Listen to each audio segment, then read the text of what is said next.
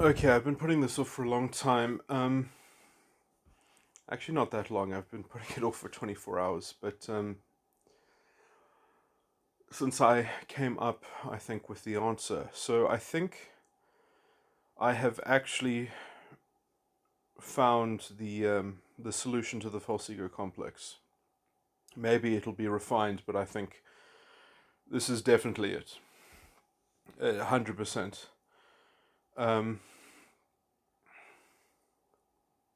so, there might be some fine tuning, but this is generally the important aspect. So I've worked it out.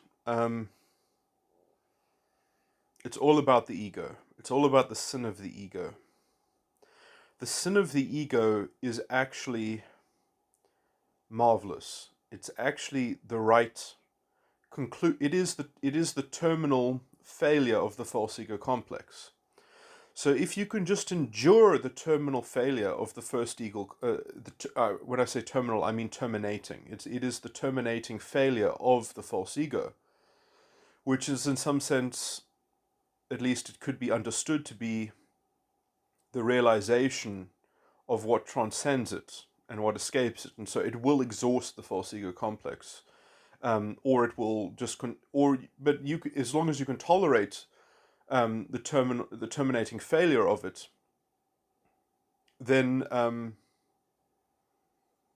you are living beyond it in some sense. So the problem of the false ego complex is that it just isn't. It doesn't reach, uh, let's say, a balanced termination, or it doesn't actually get terminated, or it doesn't get executed. Essentially, so this is where the paradox comes in. That essentially, what sin means is it means to miss the mark. It means to not execute the initial will.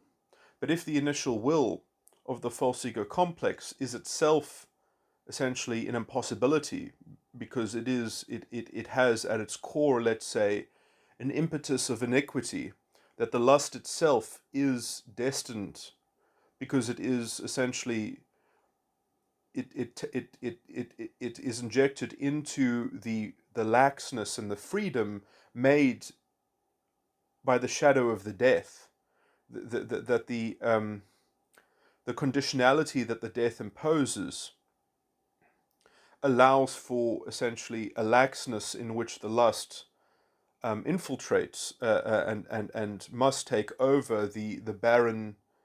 Um,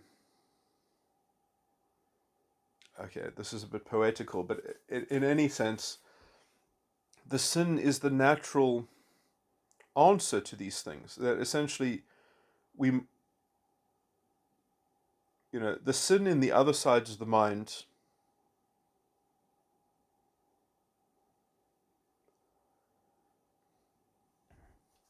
Anyway,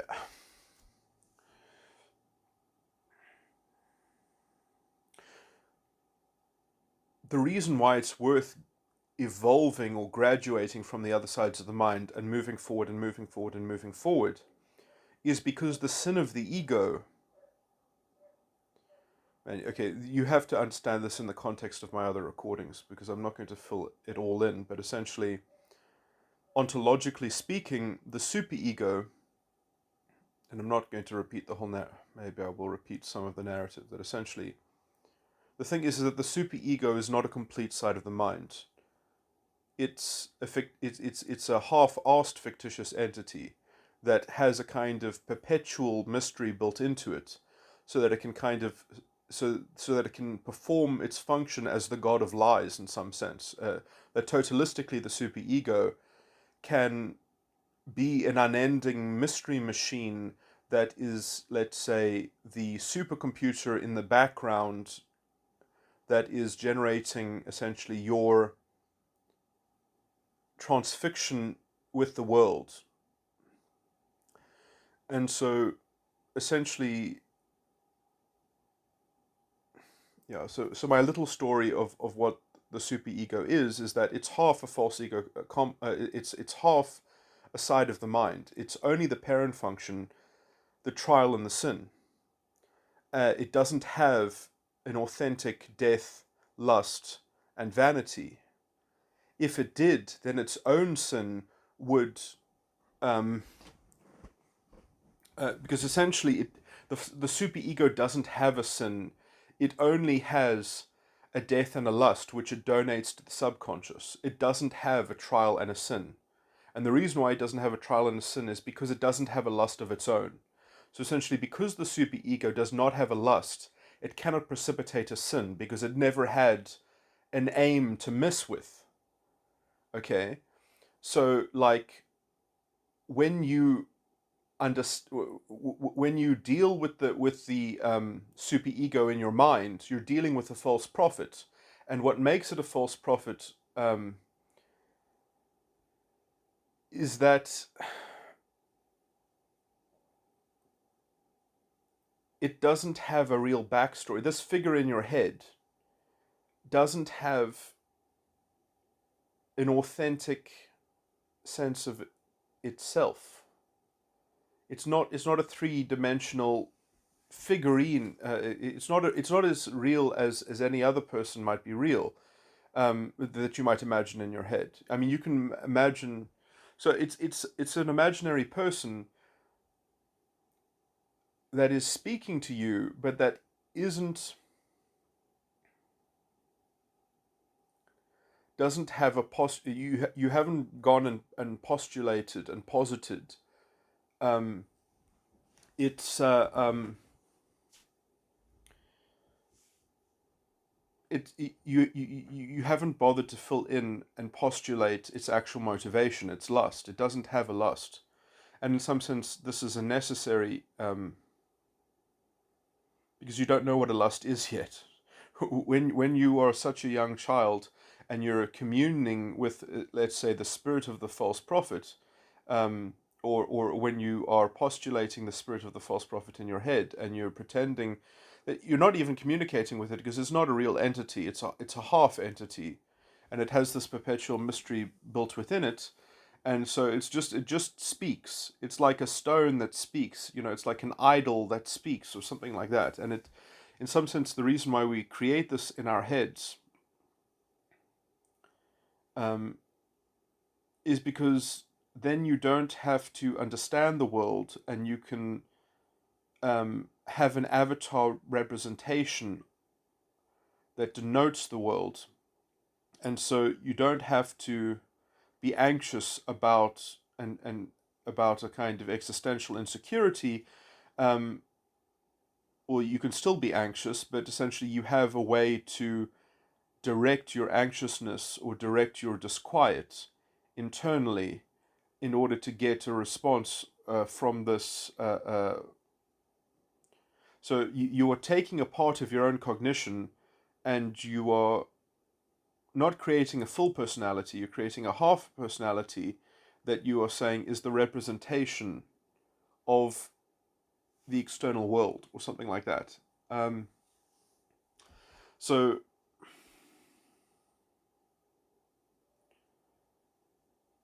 yeah, so it's almost like having an imaginary friend that controls your experience, that delivers to you every experience that you will ever have.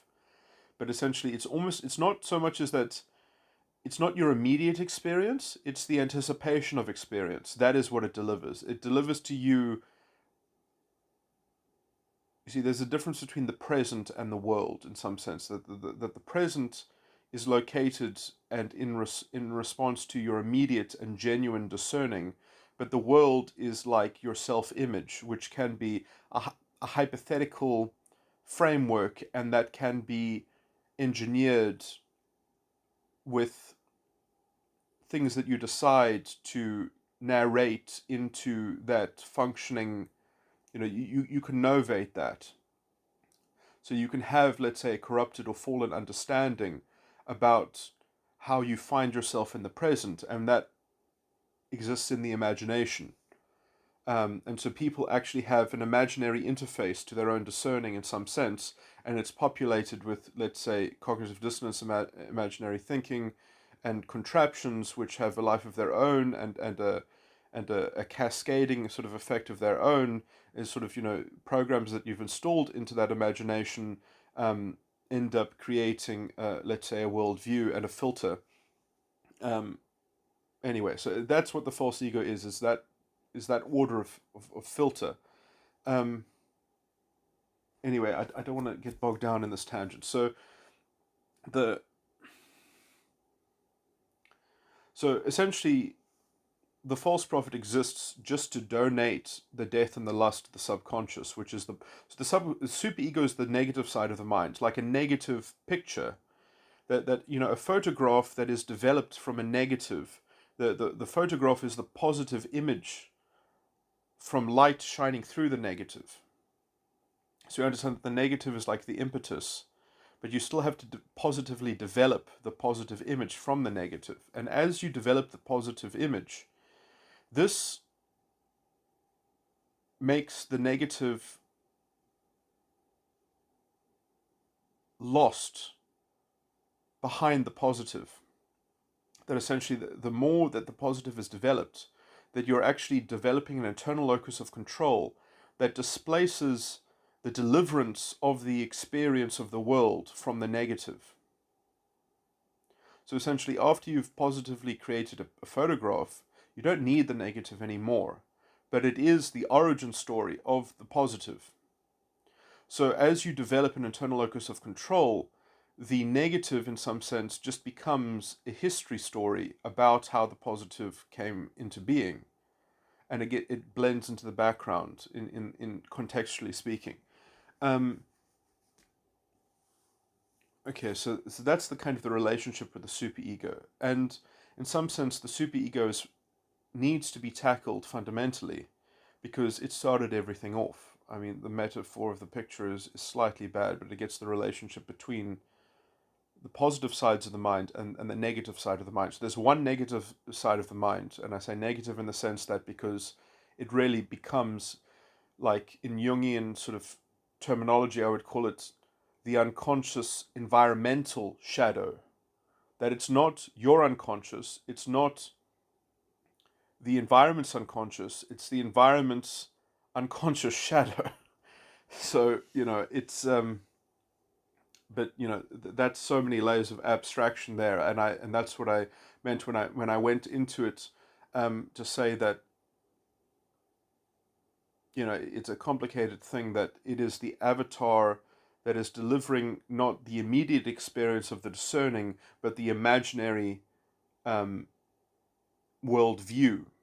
So you can see it as essentially, I mean, this is where I think the motif of God of lies comes in, or the God of the world even, which are all scriptural titles given to the spirit of man, to Satan. Uh, anyway, my Trinity video talks about some of these doctrinal distinctions with the language. Anyway, let me move on. So the subconscious gets donated these two things to start off with, and the subconscious develops beliefs. You see, develops. That's like the developing of the negative into an internal locus of control. And then within that structure of an internal locus of control and beliefs that are created, the subconscious has its native prime beliefs. Then there's a vanity in that belief, there's an enticeless in that belief, there's a trial, and there's a sin. The beliefs fall down. And then the trial and the sin of your beliefs become repurposed as your emotions.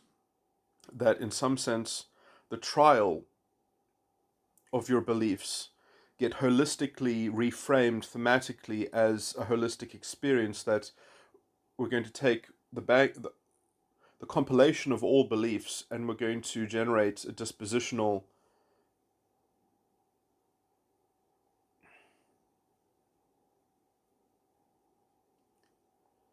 platform and locus of we're going to create a second command post in which we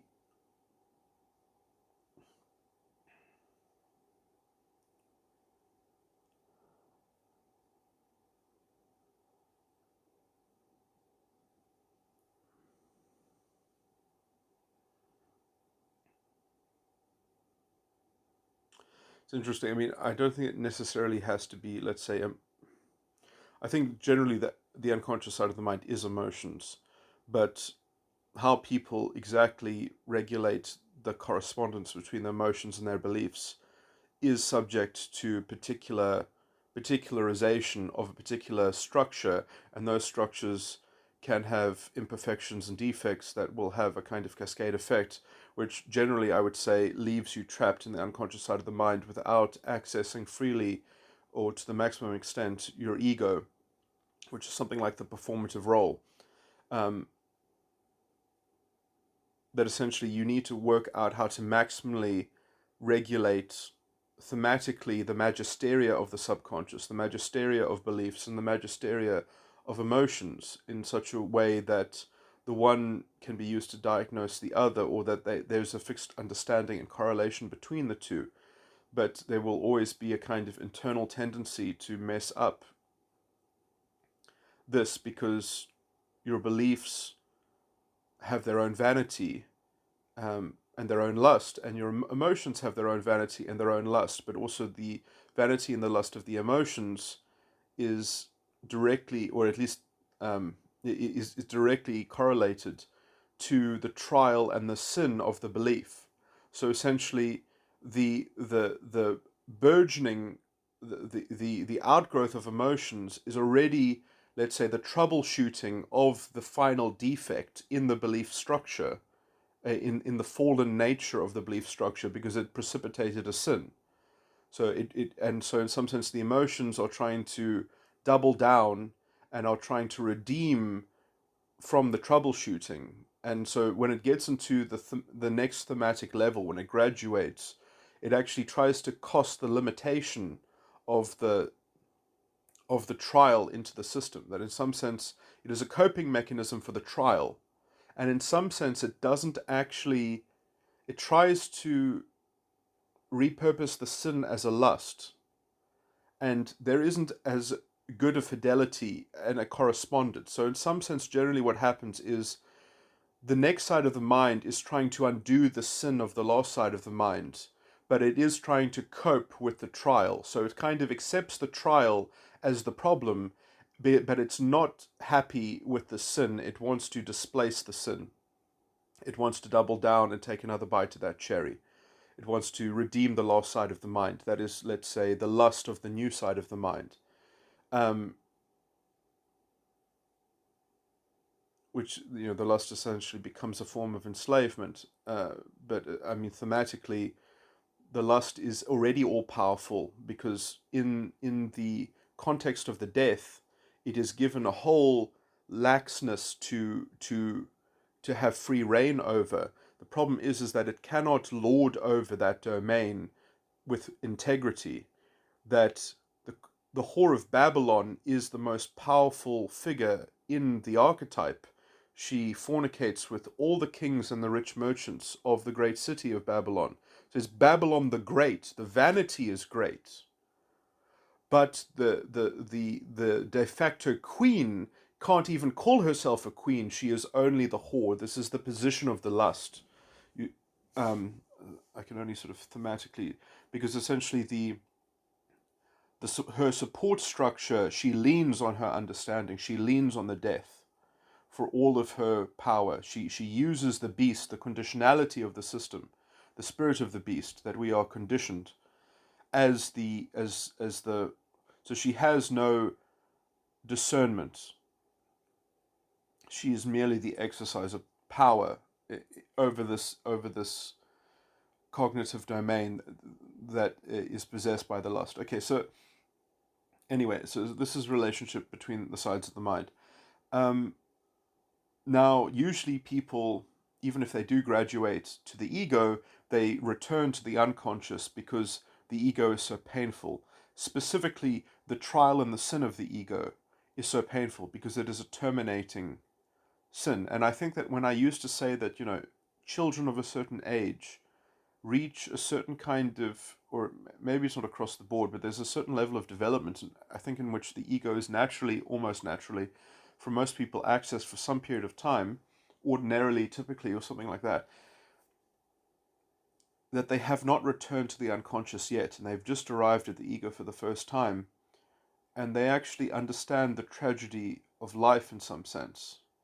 But instead of leaning into the tragedy and finding out a responsible compromise for it, they pick up a strategy, a coping strategy of returning to the unconscious side of the mind.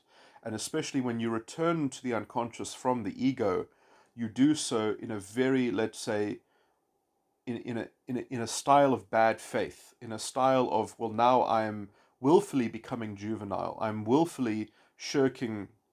I'm returning to a lower level. I'm saying, actually, let me return to that place because then I can escape the terminating quality, or the terminal quality of the ego, as I've kind of slightly explored already.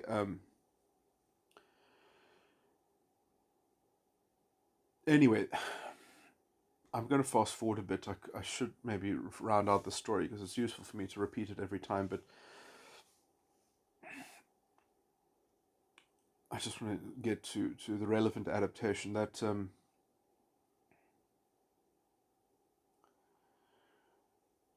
the sin of the ego is also the death of the superego.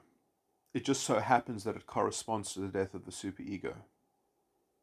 Now, the superego is a fictitious entity that ontologically never had a death, but the sin can actually stand in for that death. And so actually what you need to do is, I really believe that the parent function of the ego is the flesh. The trial of the ego is the thorns, the crown of thorns in some sense, or the other torture of the crucifixion. And the sin itself is, the sin is the death of the superego. This is the marvelous thing, is that the sin is the death. But this is let me just say that when you, this matters for the therapy aspect of this, or the treatment of this, is that you cannot rush to the sin. You cannot rush to the sin. You cannot rush to the sin which is also the death. You have to allow the sin to naturally precipitate from the torture. So in some sense, you have to acclimatize your flesh to the trial, to the torture of the crucifixion. You have to accept the trial and naturally endure the sin and the death, as it will naturally precipitate by engaging in the torture or the trial. So in some sense, it's about learning to acclimatize oneself to the crucifixion, to the process of the crucifixion. And you cannot rush to the death. You cannot rush to the end of that story. You have to let that precipitate naturally. So you are engaged in the trial, and you must essentially learn to endure the trial and then experience the sin of your ego. And as you experience the sin of your ego, it is a catharsis, because you are enduring the torture. And essentially your faithful engagement with the torture and your endurance of it is discharging the iniquity in the false ego structure. It has such beautiful correspondence with the crucifixion. It's marvelous, because you see, the sin of the ego is the death of the superego. And in some sense, what you are doing is you are giving life to the false prophet. And in some sense, you are giving reality to the cognition which has been abducted by the false prophet. You are reinvigorating life and essentially disjecting or ejecting the false prophet from that faculty in some sense, because by supplying death to the superego, you allow an actualization of the territory that the false prophet was inhabiting. And so the sin of the ego is the lake of fire to the false prophet, essentially, that is captivating the false prophet, and therefore allowing the territory occupied by the false prophet to be resurrected. And so in the performance of the sin of the ego, one is discharging and exhausting the hold of the false prophet in its directive involvement or something like that. So anyway, this all I mean, I could go into the poetry of it or whatever. It's not that useful, but essentially, it is all about the relationship between the trial and the enticed lust. The enticed lust being the flesh that is being, because the flesh of the false ego complex, um, it doesn't want to undergo the trial. It doesn't want to undergo the torture.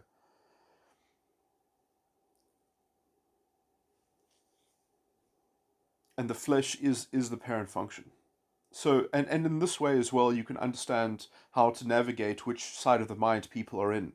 And this is not going to be true in all cases, because there are going to be special structures that exist within certain psychopathologies and certain forms of undeveloped false ego complex and things like that. But this is a good general way to navigate and to see the different sides of the mind within the false ego complex. Is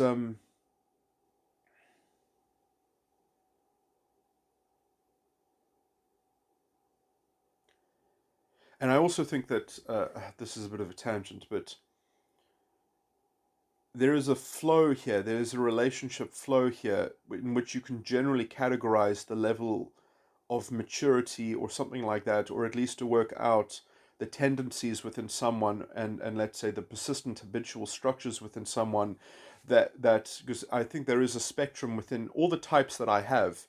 They don't manifest the same. There is a uniqueness in, because I describe the style and the form, but I don't describe the content. And I think an element of the content is essentially the dispositional relationship in the metatype architecture between the trial and the enticed lust.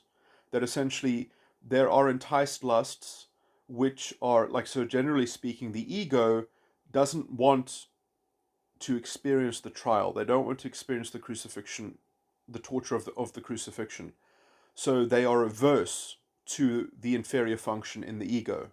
So the ego's parent function is averse to the inferior function. And I'm just going to symbolically say that then you can kind of symbolically symbolize that as that in such a person who is in such a disposition, the parent function or the enticed lust is greater than the inferior function or the trial. And then so in someone, let's say, leaning into the crucifixion, they see that the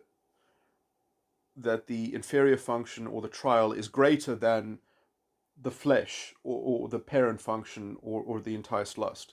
Uh, um, and so you can understand that that's like a way to simplify the understanding that essentially that's a gate, or which one is greater than which.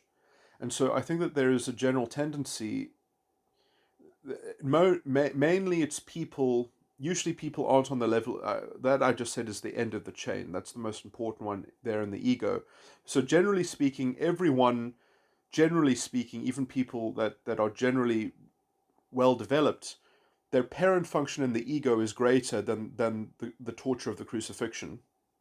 They're not willing to be burdened by that spiritual activity, as it were, but also because maybe they can't locate and distinguish between these objects inside of themselves, which is what my typology allows people to do, because if they can type themselves, they can maybe get into contact with understanding the lay of the land, and they can model it, and then they can orientate themselves internally in order to perform this kind of actualization or whatever. That is the point of me developing a typology along with my models of psychology and such. But that generally speaking, because the parent function in their ego is greater than their inferior function in their ego, then that means, in essence, that their parent function, whenever it feels anxious about the local inferior function, to be in the ego itself, the parent function of the ego needs to not be afraid of the inferior function of the unconscious. And a way to escape from the ego entirely and to devolve into the unconscious side of the mind is to make the parent function in the ego susceptible and vulnerable specifically to the inferior function of the unconscious, because the inferior function of the unconscious is the death of the ego. And without a death, you can't, without the conditionality that the death generates, you can't have a child function, you can't have a lust. The lust needs the death. So if essentially the ego finds a way, the parent function of the ego finds a way to dissolve its own death, to overcome its own death, it essentially dissolves the access to the ego entirely, and you regress back to the unconscious side of the mind. And it's weird because you can kind of get this fake progress within the unconscious, in which someone has an unconscious side of the mind in which the inferior function is greater than the local parent function in the unconscious. So the enticed lust of the unconscious is lesser than the inferior function in the unconscious. And that inferior function is also, in some sense, greater than the parent function of the ego.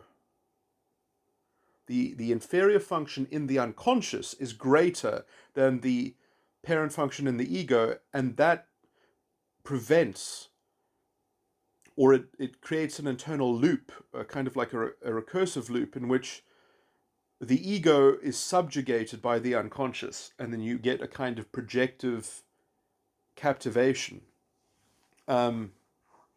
And this, and I would link this thematically to what I always talk about when I blather on about people are cerebral histrionics. They're cerebral histrionics. They're undeveloped.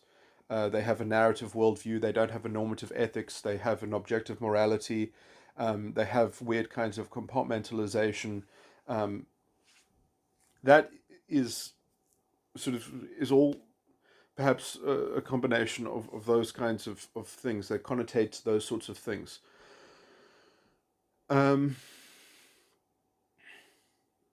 in the recording that I made recently, which will probably be called something about like, ideal politics or idealized politics, or talking about moral issues within the framework of the state and things like that, and talking about psychology or my views of metaphysics within, I went through so many different issues, but anyway, I was talking about sex work or something like that, or and libertarianism, and essentially how to have a polity. Anyway, it's complicated, and I try to show how you can deal with very complicated moral problems and from a libertarian framework. Anyway, but also I go into metaphysics and psychology.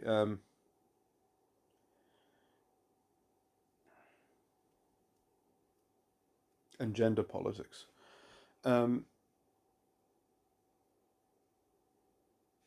Okay, that tangent aside, what am I saying here?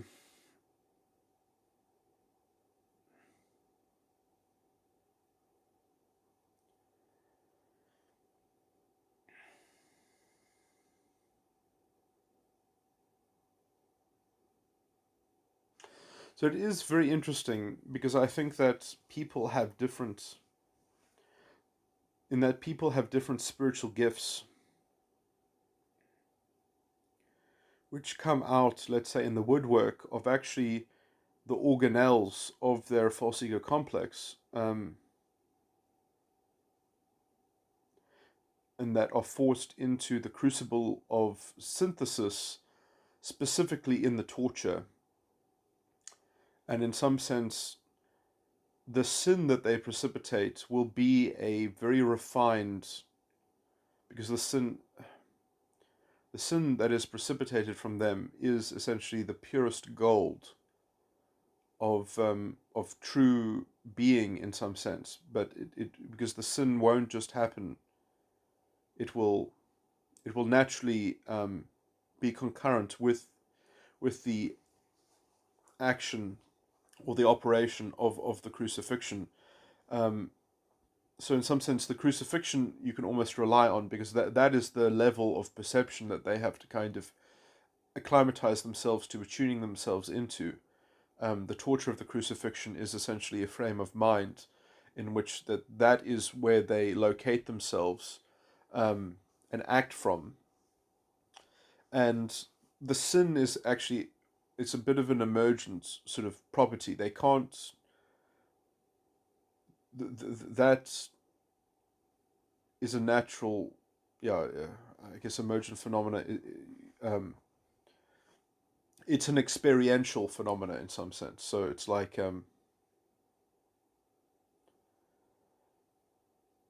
so you can't count on experiencing the sin, which is in some, I mean, essentially, which will feel like the death of, or which will be in some sense the death of your false ego complex simultaneously, and it is very cathartic, especially when that comes.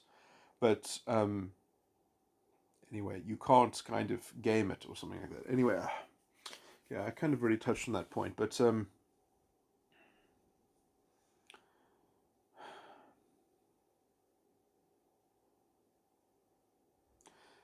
I think that this is what was expressed when Jesus said during the crucifixion, "Why have you forsaken me?" And this is essentially the transcendental nature,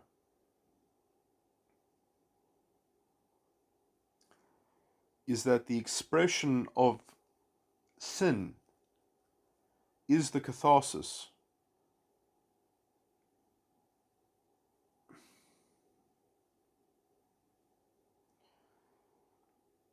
Because in some sense, sin is an emergent realization. It's not endemic to the self. It's not endemic to the mind. Um, the appearance of sin is a participatory, engaged sort of embodiment. In some sense, what I'm saying is that other people, the existent, if you just had a solipsistic mind, sin would not be possible.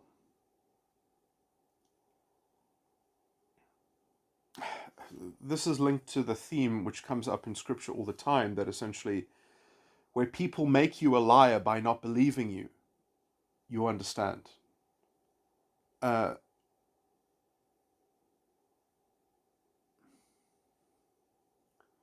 when they talk about God heard, that you are heard to be of God, or you are heard to be of the world.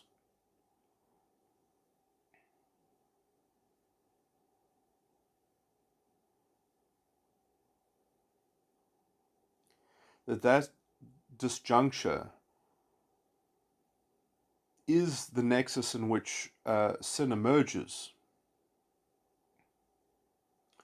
And so sin can be avoided, but it shouldn't be avoided. You see, especially not the sin of the ego.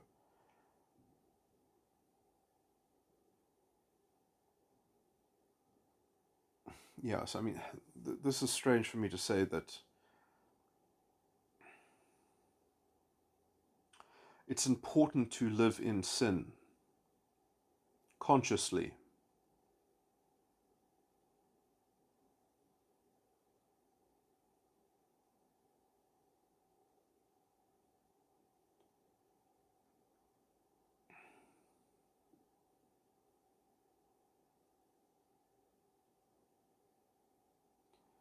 That that is actually the work of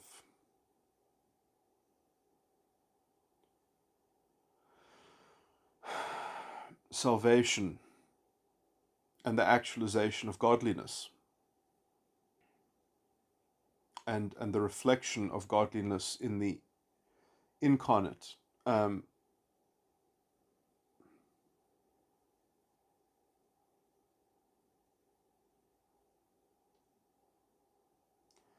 but I guess this is to understand that also, I mean, this sounds like I'm shirking it, but the sin is not ours. The sin is a quality of the world and of living in the world. And it's a inescapable spiritual facet of being in the world. And we cannot escape the world. We must continually transcend it. And so we must be ready and willing. Because, let me just say that,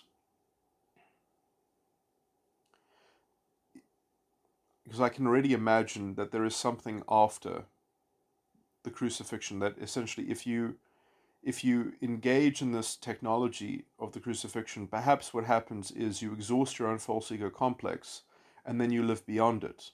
But you have to be ready to bear the cross always. Otherwise, it's back to that essentially the real problem in spiritual life is managing the false prophet. It's not, the problem of life is not sin. The problem of life is the false prophet. 1 John chapter 4, it says, "Beloved, believe not every spirit, for many false prophets are gone out onto the world. Hereby ye know ye the spirit of truth and the spirit of error. All those who confesseth that Jesus Christ is come in the flesh is of God, and all those who confesseth not that Jesus Christ is come in the flesh is not of God. And here is that spirit of Antichrist, whereof ye have heard that it should come, and even now already is it in the world."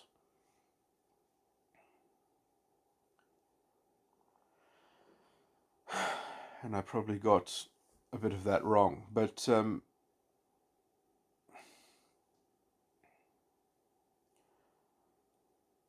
Jesus Christ is come in the flesh is not framed in the past tense, it's framed in the present tense.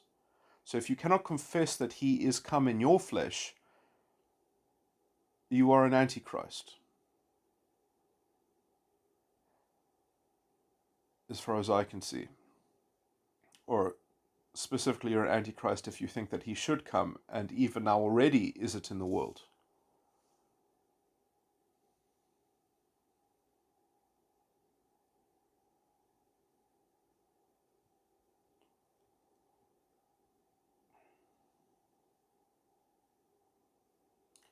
And that is a complicated thing to say, because it's not saying even now already it is in the world. It says, is it in the world? It's a question.